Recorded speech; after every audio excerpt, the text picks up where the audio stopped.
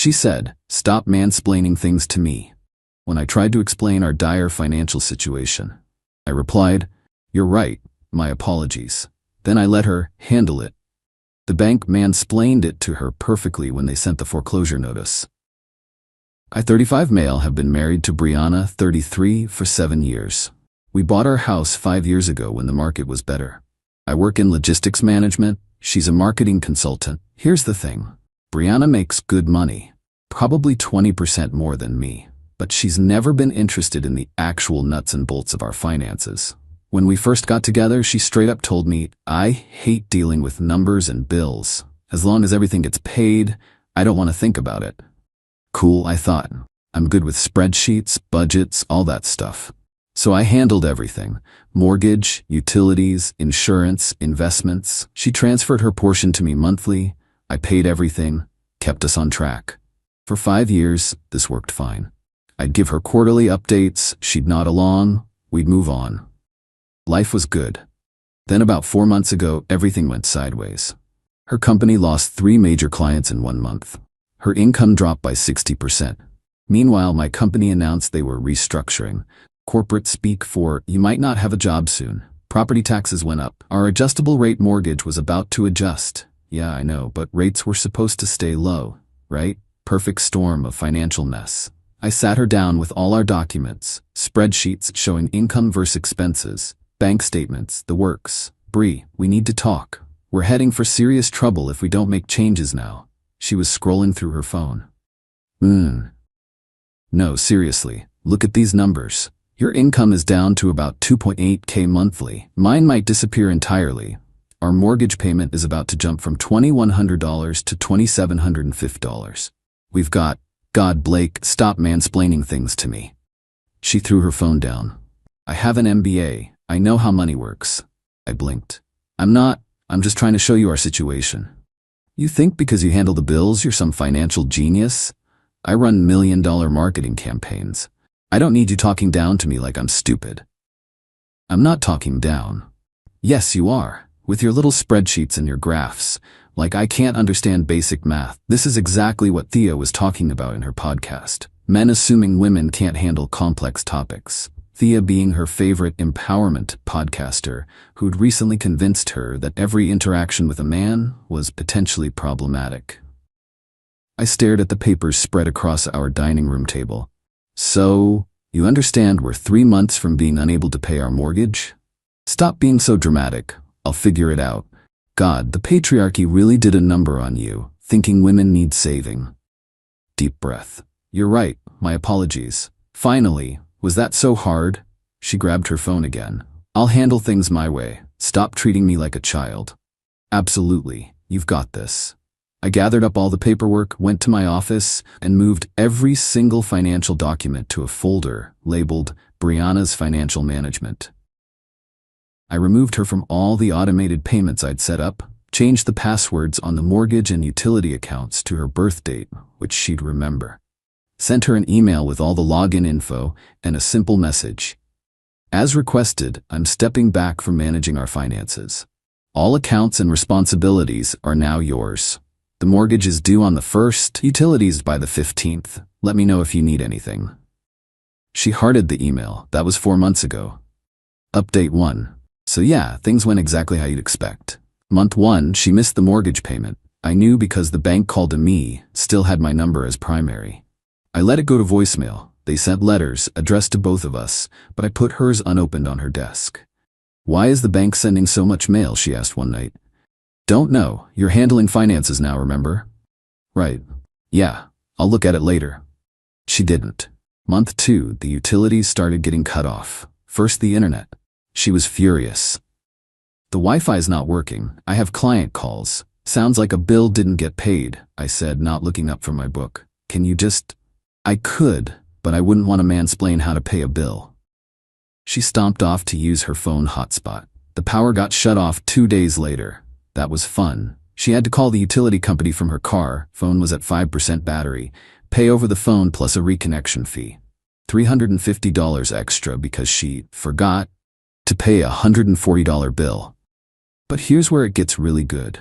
Remember those mortgage letters? Turns out when you miss 2 payments, the bank gets serious.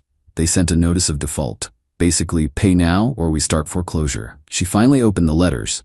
The screaming was something. She burst into my office, waving papers. Foreclosure? They're threatening foreclosure. Huh, that's weird, I said calmly. How are you so calm? We're losing our house? We're not losing anything. You're handling the finances. I'm sure you've got a plan. A plan? Blake, this is serious. I agree. Good thing you have that MBA. She threw the papers at me and stormed out, but still didn't ask for help. Nope, she was going to handle it. Her solution? Borrowing money from her parents.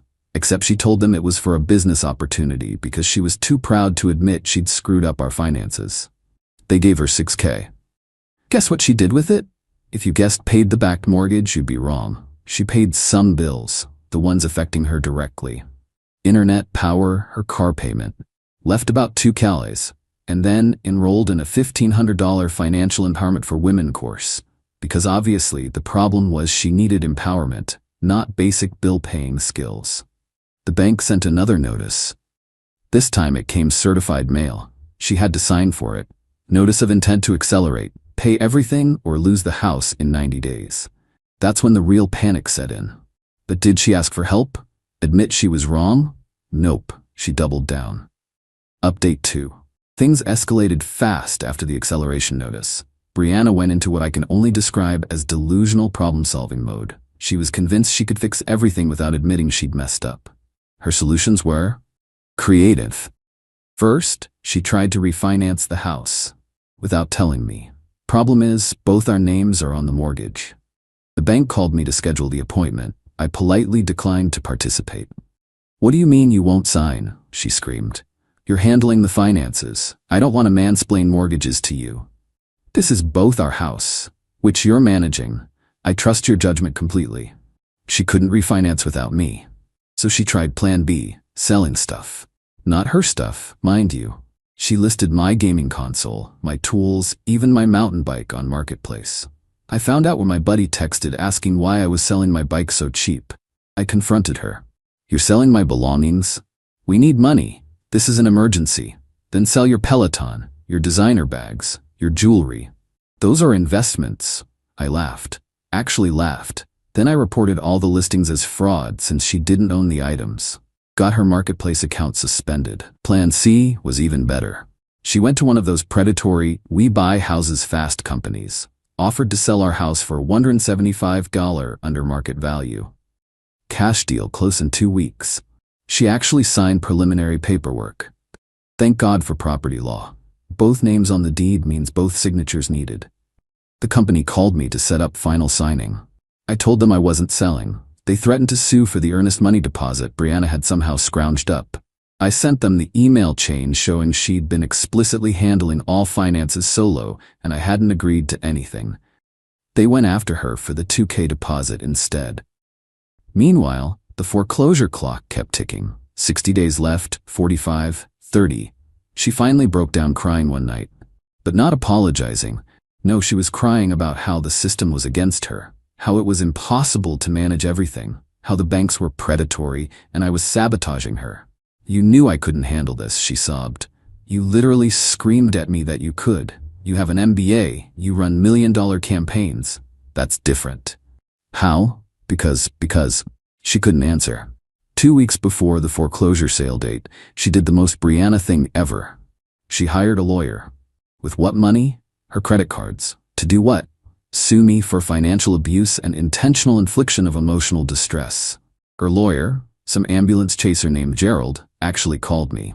Your wife says you deliberately set her up to fail financially. I have an email from her explicitly taking over all financial management. Would you like to see it? I also have recordings of her telling me to stop mansplaining finances. Should I send those too? Gerald suddenly remembered he had another call. The foreclosure sale was scheduled for next Monday. We had officially lost the house. 5 years of equity, gone. Credit destroyed. All because she couldn't admit she needed help. But the universe wasn't done with this comedy yet. Final update. The house sold at auction. We had to be out in 30 days. You'd think this would be rock bottom, right? Wrong. Brianna's parents found out about the foreclosure when the sale was posted publicly. Remember, she'd told them the $6K was for a business opportunity. Her dad, Harrison, called me directly. "Blake, what the hell happened? We just saw your house was foreclosed." I explained everything. The missed payments, the notices, Brianna refusing help, the failed refinance, the attempted quick sale, all of it. The silence on the other end was deafening. She said the money was for expanding her consulting business. She used it to pay some bills and take a financial empowerment course. Harrison said words I won't repeat here, then hung up. 20 minutes later, Brianna's phone exploded. I could hear her parents through the phone from the other room.